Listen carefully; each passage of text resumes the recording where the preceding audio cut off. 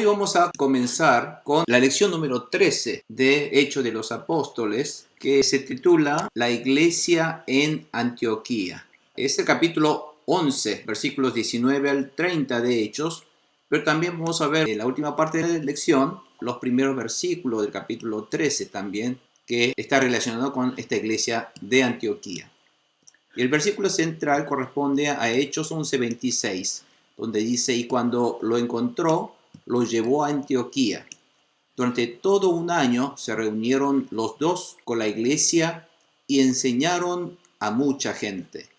Fue en Antioquía donde a los discípulos se les llamó cristianos por primera vez. Amén. Bueno, entonces vamos a hoy ver esta iglesia de Antioquía y vamos a hacer una pequeña introducción. ¿Se acuerdan? La vez pasada nosotros terminamos aprendiendo el caso del centurión llamado Cornelio y la visita de Pedro a su casa, donde encontraron al centurión y sus familiares que recibieron la palabra con todo corazón, humildemente, el momento en el cual se derramó el Espíritu Santo en ese lugar. Tal es así que hasta empezaron a hablar en lenguas. Bueno, esto le fue de impacto para tanto Pedro como los que le acompañaban a él. Entonces, a raíz del suceso ocurrido en la casa del centurión Cornelio, que vimos en Hechos capítulo 10, en el cual los gentiles también recibieron el bautismo del Espíritu Santo que les hacía hablar en lenguas. Eso está bien aclarado en Hechos 10:46. Tal como fue para los judíos circuncidados también en la reunión del día del Pentecostés, del capítulo 2 de Hechos, hemos visto que los discípulos reunidos en el aposento de Marcos recibieron ese bautismo del Espíritu Santo. Y la iglesia de Jerusalén comienza a entender ahora y a aceptar el plan de salvación de Dios también a los gentiles.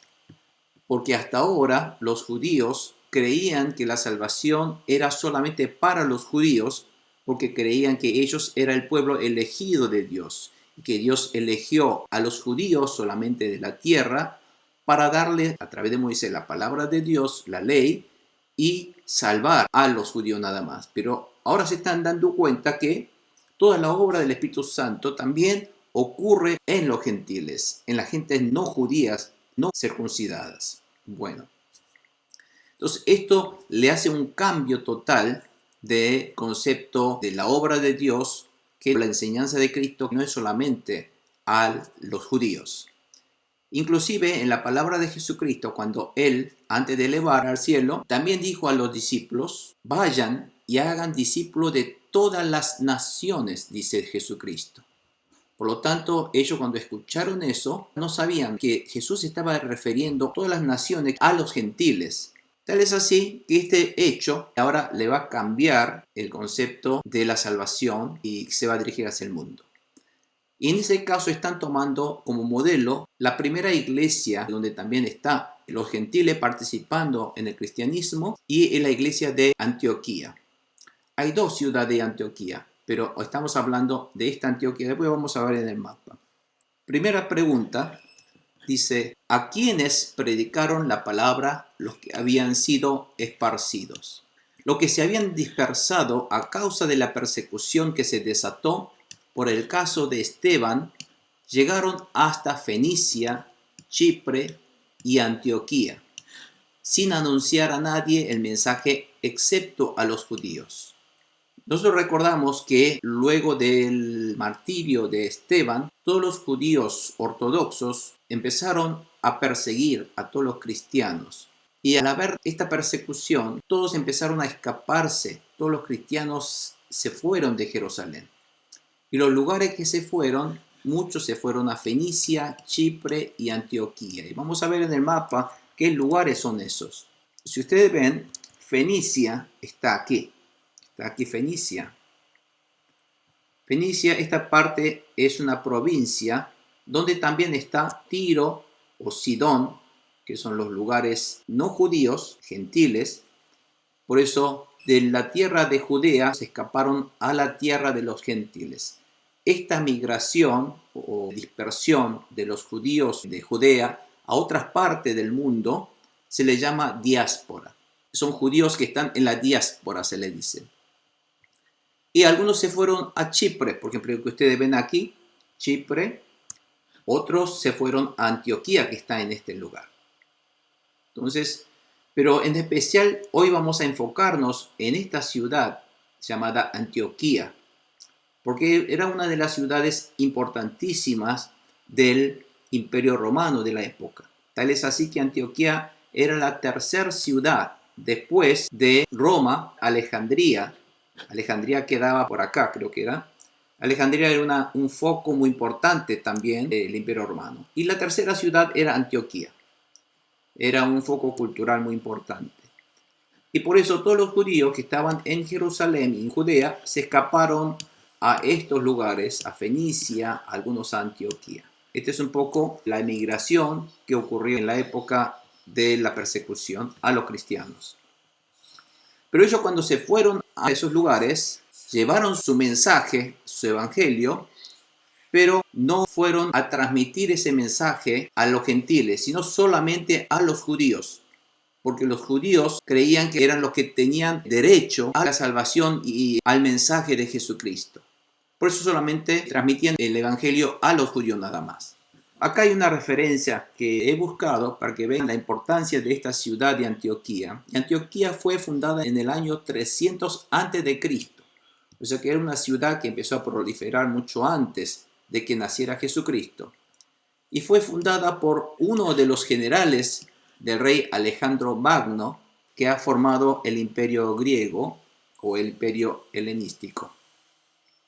Y él tenía a cargo varios generales que estaban como gobernadores de distintos distritos o provincias, llámese, y uno de esos generales que estaba a cargo de la parte de Siria, que donde está Antioquía ahora, se llamaba Seleuco.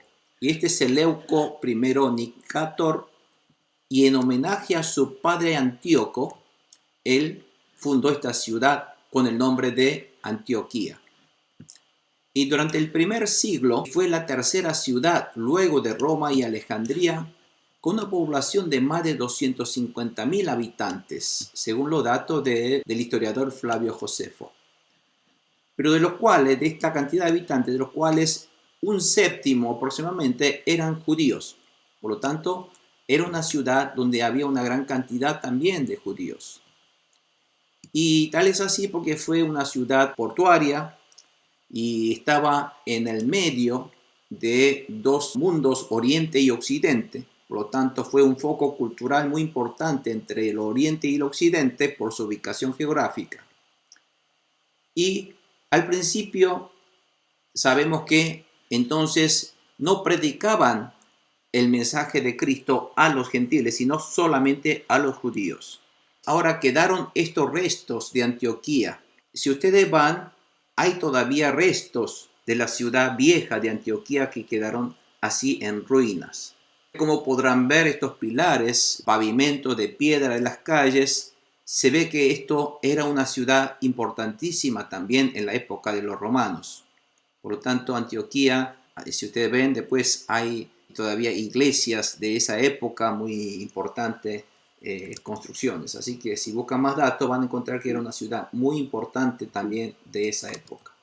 Continuamos con la siguiente pregunta y dice, ¿qué ocurrió cuando anunciaron el evangelio a los griegos en Antioquía? Versículo 20-21 dice, sin embargo, había entre ellos algunas personas de Chipre y de Cirene que al llegar a Antioquía comenzaron a hablarles también a los de habla griega, anunciándoles las buenas nuevas acerca del Señor Jesús. 21 dice, el poder del Señor estaba con ellos y un gran número creyó y se convirtió al Señor. Para que nosotros podamos entender esta época acerca de esta comunidad judía, habían dos clases de judíos.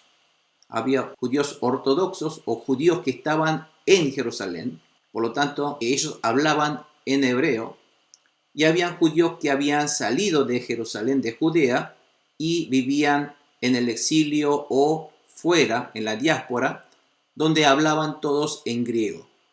Por lo tanto, se podía dividir en dos grupos de judíos. Judíos de habla hebrea o el arameo, que es en la época de Jesucristo, o todos los judíos que estaban dispersos en el mundo griego. Por lo tanto, nacieron en el mundo griego, aprendieron el griego, son judíos pero que hablan el griego.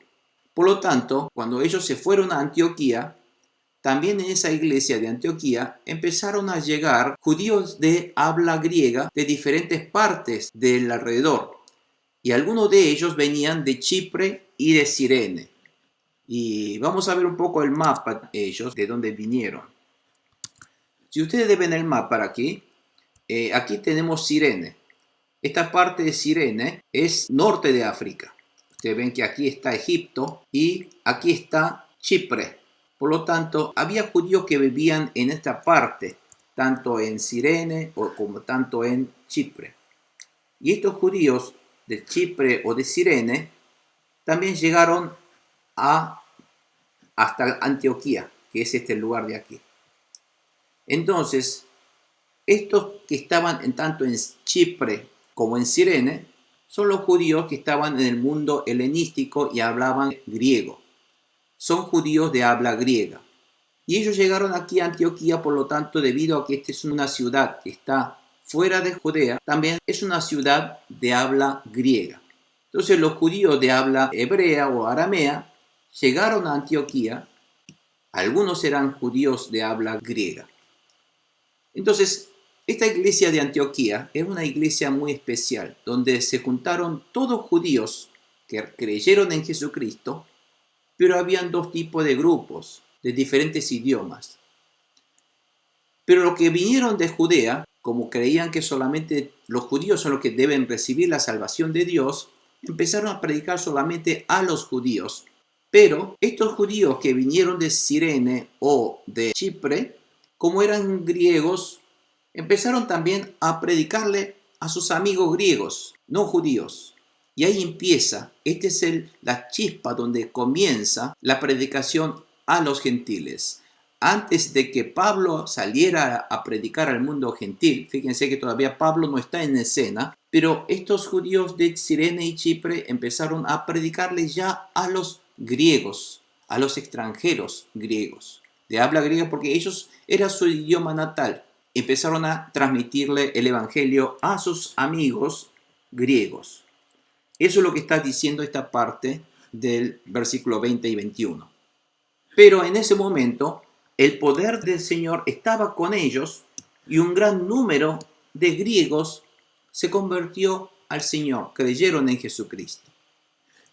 Por lo tanto, aparentemente los judíos de la diáspora, al estar más asimilados con el mundo gentil, tenían menos reserva que los judíos ortodoxos.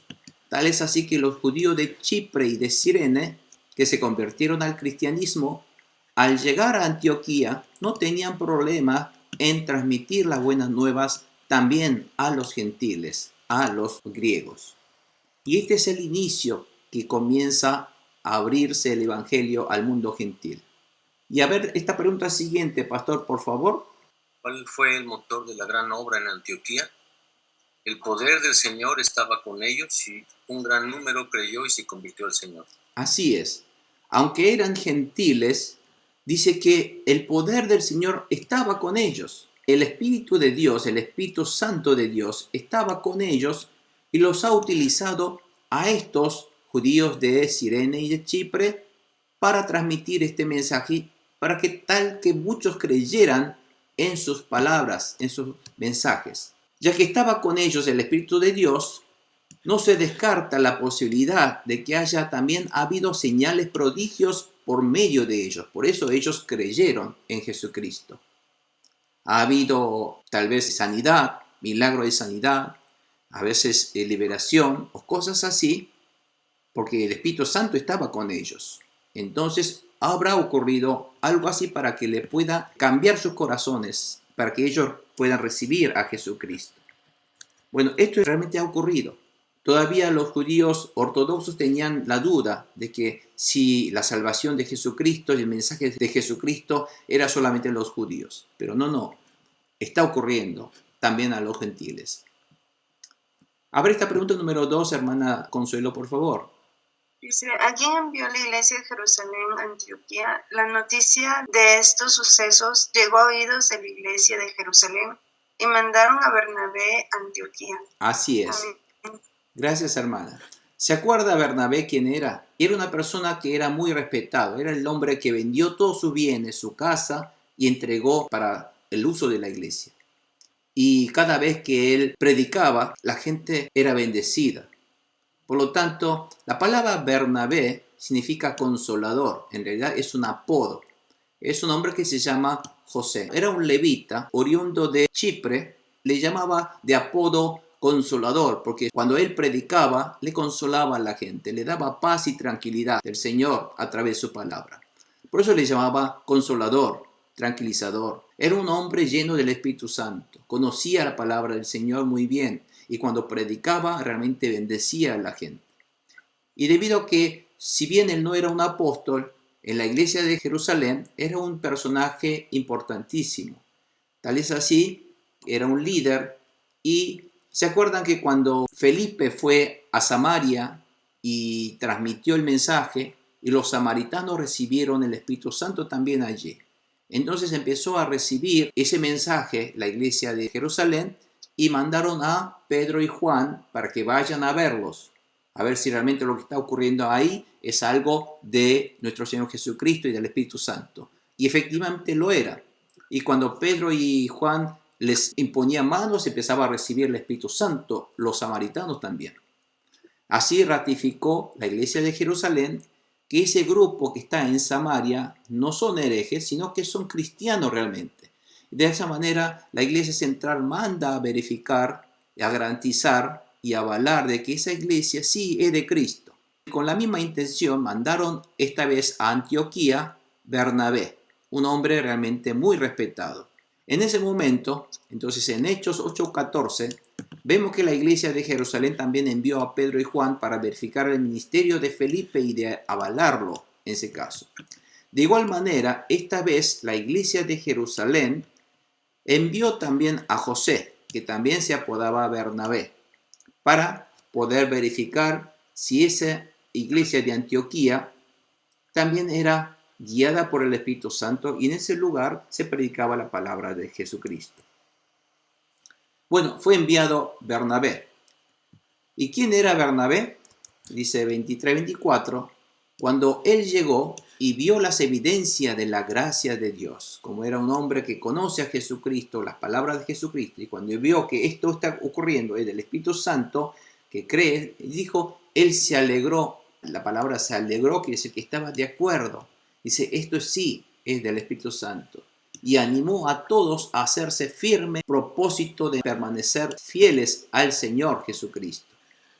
Pues era un hombre bueno, este hombre Bernabé, lleno del Espíritu Santo y de fe, dice la palabra.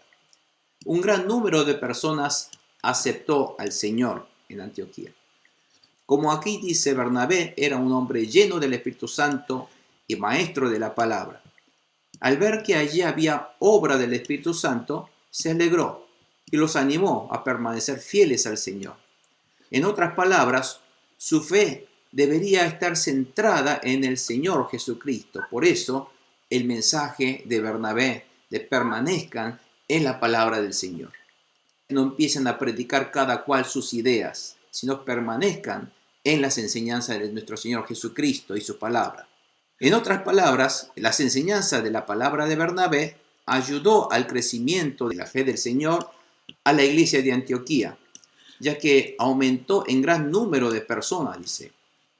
Un gran número de personas aceptó al Señor, dice. Así que Bernabé fue una persona que fue a liderar, fue a enseñar la palabra en Antioquía. Es decir, como que fue enviado como pastorear la iglesia de Antioquía, Bernabé. Y Bernabé fue a enseñar la palabra. Y la iglesia empieza a crecer en números gracias a Bernabé.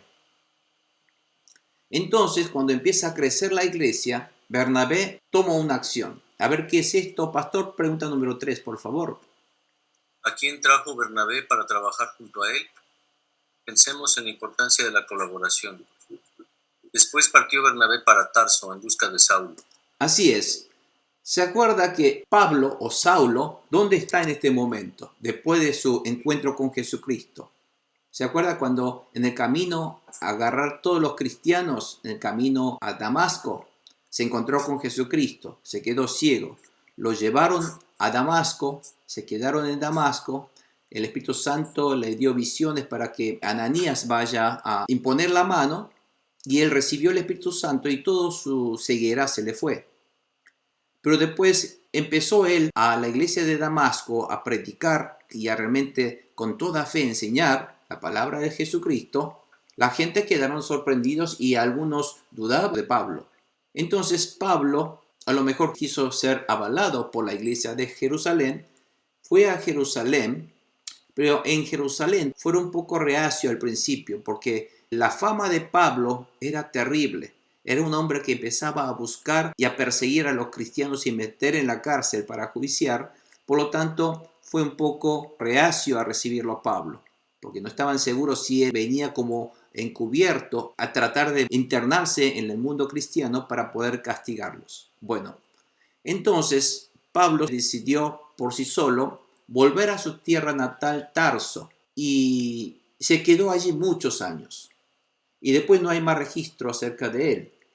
Pero resulta que a lo mejor eso fue que él fue entonces a estudiar. Durante esos 10, 13 años empezó a estudiar la palabra de Jesucristo. Porque Pablo mismo era un hombre muy sabio en la palabra de la Torá. Del Antiguo Testamento era casi un doctor en la Torá. Pero que hasta ahora pensaba que las enseñanzas de Jesucristo eran una herejía. Pero al encontrarse con Jesucristo, que realmente es el Hijo de Dios, se dio cuenta y empieza a averiguar, seguramente en esos años en su tierra natal, ha estado en contacto para buscar las palabras de Jesucristo, a ver qué es lo que dijo Jesús, porque el conocimiento de las epístolas de Pablo demuestra que él investigó mucho y sabe muy bien, si bien él no anduvo constantemente con Jesucristo, pero conoce muchas palabras de Jesucristo y sus intenciones.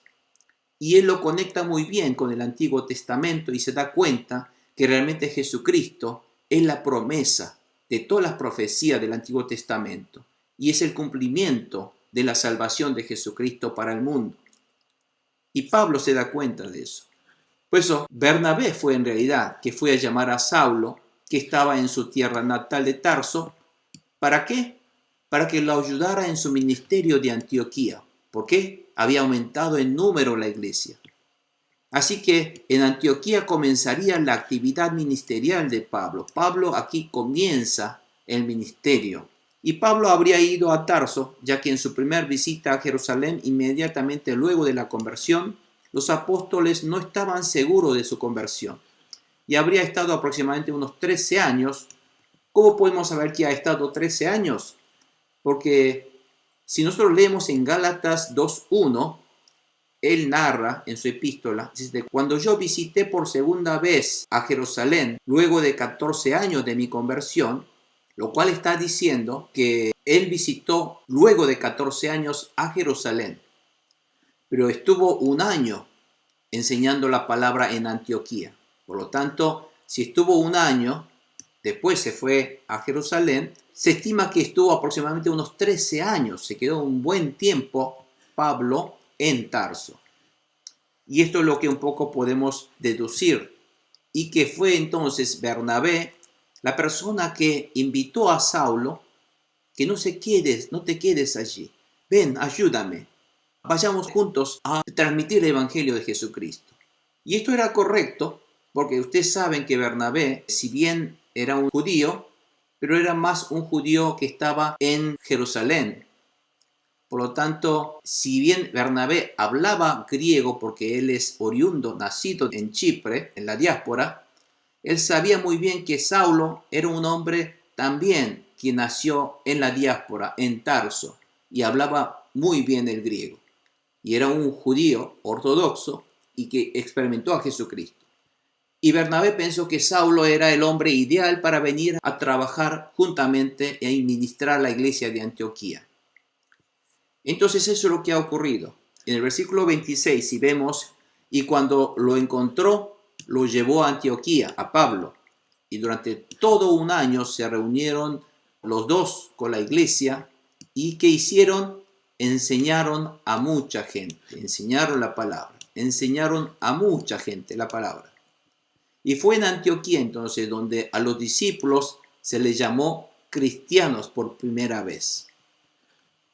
Bernabé y Saulo, como líderes de la iglesia, se concentraron ¿en qué? En enseñar la palabra. Fíjense que el secreto del crecimiento de la iglesia de Antioquía era gracias a Bernabé y Saulo, pero lo que ellos hacían era simplemente limitarse a enseñar la palabra de Jesucristo, la Biblia, la palabra de Dios. Por lo tanto, la iglesia de Cristo se debe predicar la palabra, porque Dios es palabra. Por lo tanto, para conocer a Dios, Dios nos dio su palabra con lujo de detalle para que podamos conocer profundamente acerca de cómo es Dios, cómo es Cristo, por qué envió a Cristo. Todo ese plan de Cristo, todo ese plan de salvación de Dios, toda la creación, todo está en la palabra. Él le dijo al mundo a través de la palabra. Por eso la iglesia se debe concentrar en la palabra principalmente. Y cuando uno escucha la palabra, no solamente debe escuchar y que entre por un oído y que salga por el otro. Y esa palabra la tiene que poner en acción. Y para que podamos poner en acción, no lo podemos poner esta palabra en acción por nuestro esmero solamente, sino porque la palabra es de Dios. Por lo tanto, lo que necesitamos es la ayuda del Espíritu Santo para poner en acción esta palabra y a predicar a Jesucristo. Y para que podamos recibir al Espíritu Santo, ¿qué hicieron los discípulos en el aposento de Marco? Oraron. Oraron para que ellos fueran instrumento del Espíritu Santo, para que puedan recibir el Espíritu Santo y para que el Espíritu Santo le usaran a ellos. Pedir al Espíritu Santo, úsame, utilízame como tu instrumento para predicar la palabra de Jesucristo y a Jesucristo. Y ahí viene la oración, porque muchas veces la gente, si no entendemos este hilo y la intención y la voluntad de Dios, la gente cree que la oración es para poder pedir lo que necesito a Dios. Piensan que la oración es una máquina en la cual si yo necesito algo, voy aquí, le pido a Dios y Dios me lo da. La oración no es un medio para pedir cosas a Dios lo que necesito. También se puede pedir, pero no es el propósito original la oración. La oración es para que yo sea arrepentido, moldeado a la voluntad de Dios, transformado por el Espíritu Santo, ser hombres poderosos del Espíritu Santo de Dios. Para hacer eso tengo que pedir oración, porque en el aposento de Marco, en el Pentecostés, lo que hicieron los discípulos, estaban orando unánimemente. ¿Para qué? Para recibir el Espíritu Santo que Jesucristo tanto les había avalado. Y reciben ese Espíritu Santo.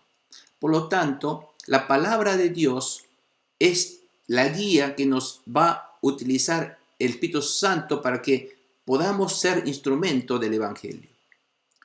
Y la actividad ministerial de la iglesia se debe centrar en la enseñanza de la palabra para que su fe crezca. Fíjense lo que hicieron. Pero después la iglesia va a orar también. Van a ver que van a ayunar también. Por tal motivo, los discípulos de las enseñanzas de Jesucristo fueron llamados cristianos. La palabra, como aquí dicen cristianos, que significa seguidores de Cristo, discípulos de Jesucristo. Seguidores son pertenecientes a Jesucristo. ¿Por qué? Porque todas las enseñanzas estaban basadas en las palabras de Jesucristo. Y la iglesia es lo que debe hacer hoy día. Enseñar, discipular con palabras de Jesucristo y para que ellos reciban, entiendan cuál es el plan de Dios, cómo es Dios, qué es lo que Dios quiere sobre su vida. Pedir, orar, pedir para que el Espíritu Santo lo transforme a uno y lo utilice, lo llene con poderes sobrenaturales a salir a predicar y a ser instrumento de Jesucristo. Porque todo eso es posible porque el reino de Dios está reinando. Él está reinando aquí. El reino de Dios está aquí en nuestra vida. Bueno, esto es lo que la Biblia está diciendo y es lo que debe toda iglesia entender y salir a pregonar esto que es el Evangelio de Jesucristo, que está tan claramente detallado en los Hechos de los Apóstoles. ¿Qué profetizó Ágabo? Versículo 27 dice, por aquel tiempo, unos profetas bajaron de Jerusalén a Antioquía. O sea, unos profetas llegaron de Jerusalén a Antioquía. Uno de ellos, llamado Ágabo, se puso de pie y predijo por medio del Espíritu Santo que iba a haber una gran hambre en todo el mundo, lo cual sucedió durante el reinado de Claudio. Es decir, que es cierto. Si nosotros vemos en Hechos 21, 10 al 11, Ágabo también profetizó la encarcelación de Pablo. Sé que era un profeta que el Espíritu Santo le dio a profetizar y ver que va a haber hambre y que también que Pablo iba a ser encarcelado. Si ustedes ven esa parte del capítulo 21 más adelante, va a ver que Ágabo toma una cuerda y se ata sus manos y sus pies y dice, bueno, el Espíritu Santo me dice que Pablo, tú vas a ser atado de manos y pies, te van a encarcelar así. Bueno, eso es lo que después ocurrió efectivamente con Pablo. Pero lo cierto es que hubo una gran hambre durante el reinado de Claudio, que estuvo en el poder durante 41 al 54 después de Cristo. Y este emperador Claudio romano era un hombre que no pudo paliar con la situación de la sequía. Y la historia registra que hubo ciertamente varios periodos de hambre durante su reinado. No fue una sola, hubo varios periodos.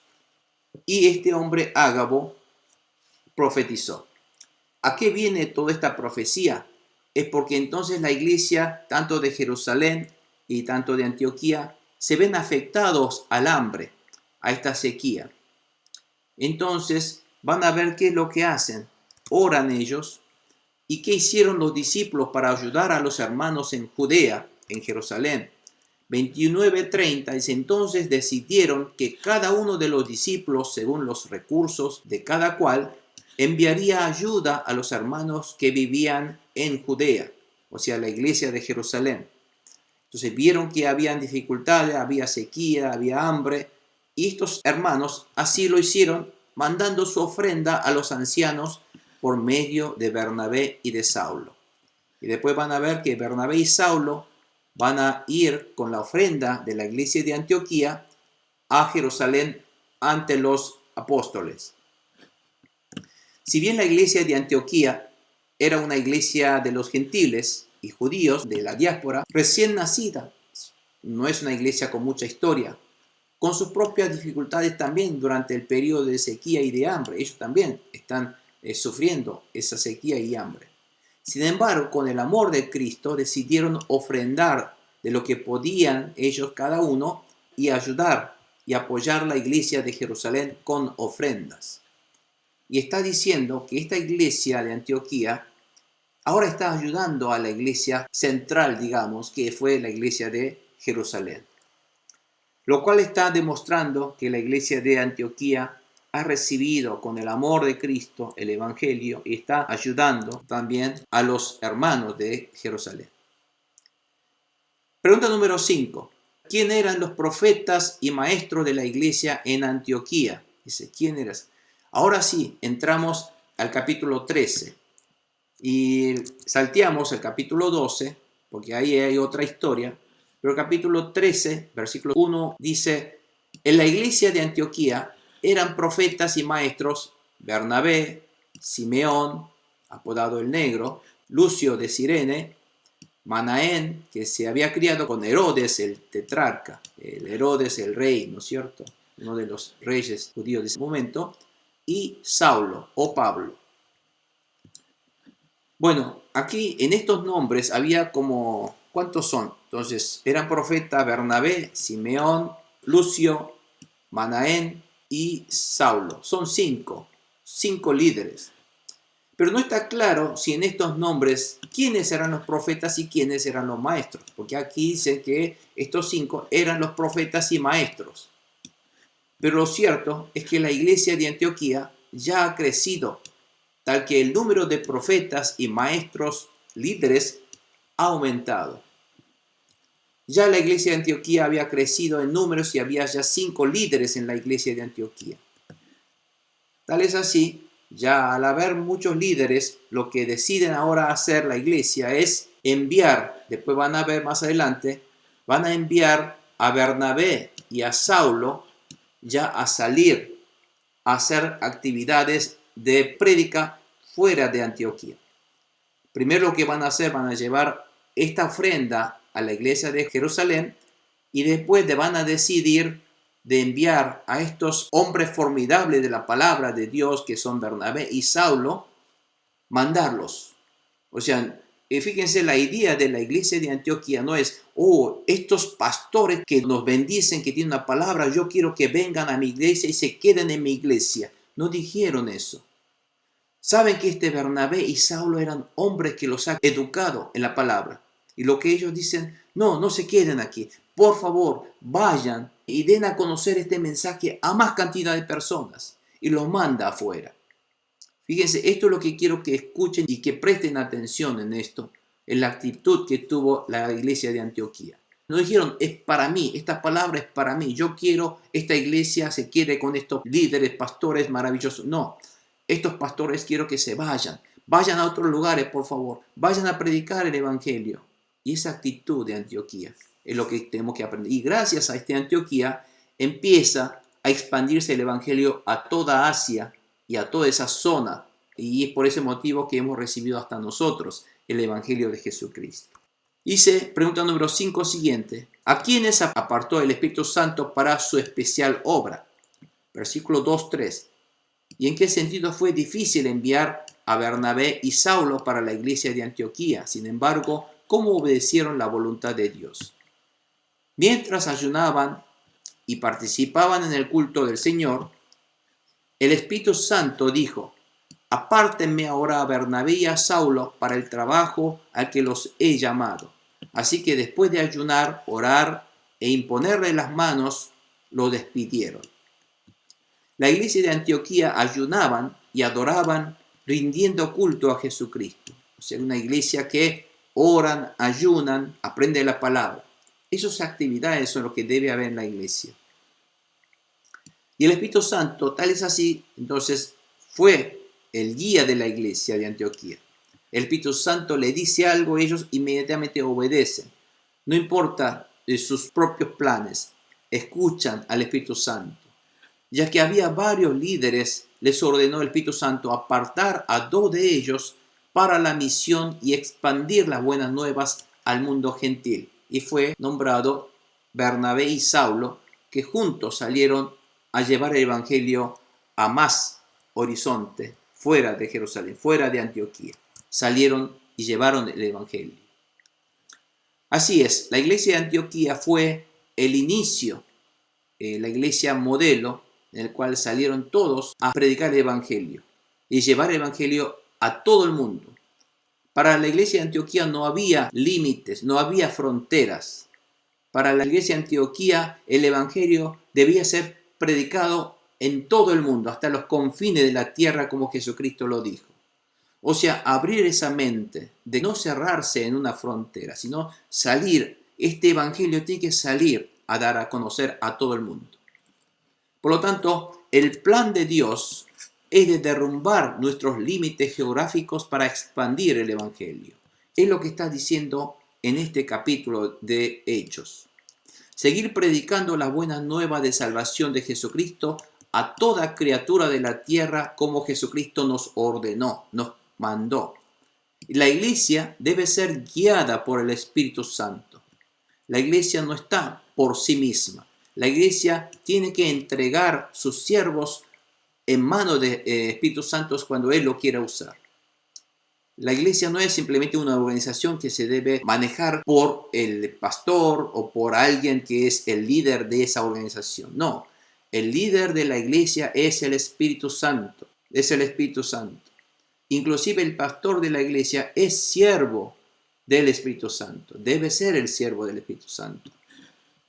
Y la iglesia debe ayunar periódicamente y la adoración se debe centrar en nuestro Señor Jesucristo. Y la actividad de la iglesia no es solamente para reunirse, comer, divertirse, no, es de centrar en Jesucristo, aprender más sobre Jesucristo, cómo podemos ser más testigos de Jesucristo, cómo podemos recibir más Espíritu Santo. Ayunamos, oramos y ¿qué enviamos para llevar este mensaje a los demás? Esta debe ser la tarea. ¿Y cuánta iglesia hoy día tienen esa función? Y es lo que Jesucristo y el Espíritu Santo quiere que haga sobre la iglesia.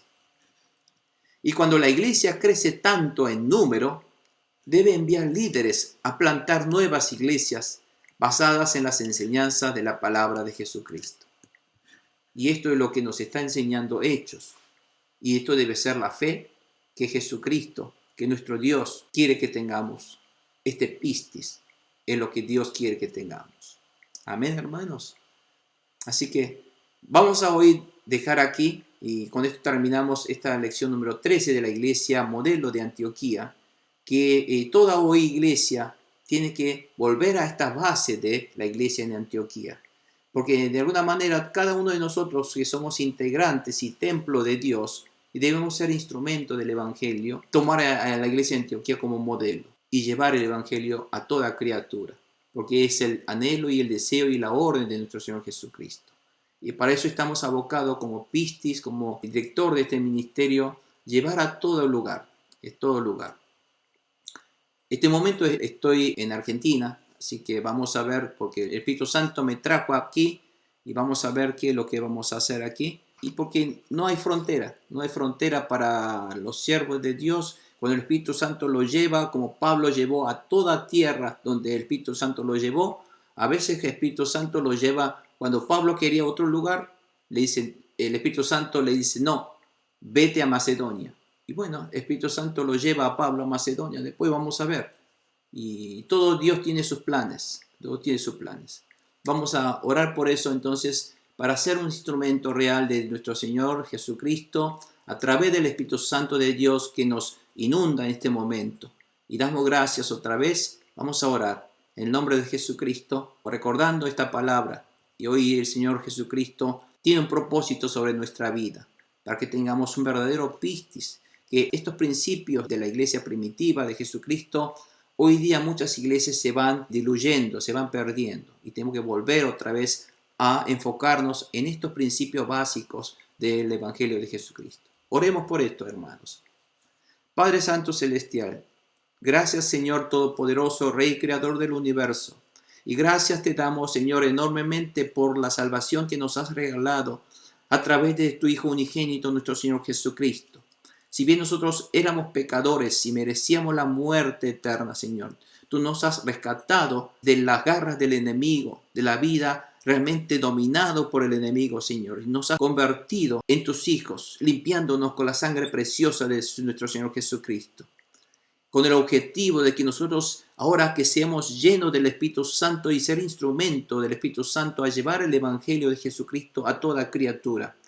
Porque la venida de nuestro Señor Jesucristo está cerca y todavía hay muchas almas allí perdidas en el mundo, siendo acosados por el enemigo, siendo dominados, siendo poseídos por el enemigo y los demonios, Señor, buscando solamente placeres, buscando solamente lo material, buscando solamente sus beneficios de este mundo, sin importar la voluntad de Dios, Señor. A ellos, Señor, queremos transmitir el propósito tuyo, el mensaje de Dios de salvación, para salvarlos del mundo, de sus propias avaricias, Señor, de sus propias filosofías de vida, para que ellos reciban a Jesucristo y se conviertan realmente en seres tales como tú has creado, Señor, para que se asemejen a tu imagen. En el nombre de Jesús, bendícenos, Señor, transfórmanos, utilízanos, Señor, porque queremos y anhelamos ser tu instrumento del Evangelio. En el nombre de Jesús, bendice al pastor, bendice a la hermana también, para que podamos otra vez, a través de esta palabra, ser munidos de tu poder del Espíritu Santo y salir a ganar almas, porque para eso nos has llamado, Señor. Conviértenos en tu instrumento y que lo pongamos en práctica inmediatamente para la gloria de tu nombre. En el nombre de Jesucristo te lo pedimos, Señor. Amén y amén. Gloria a Dios.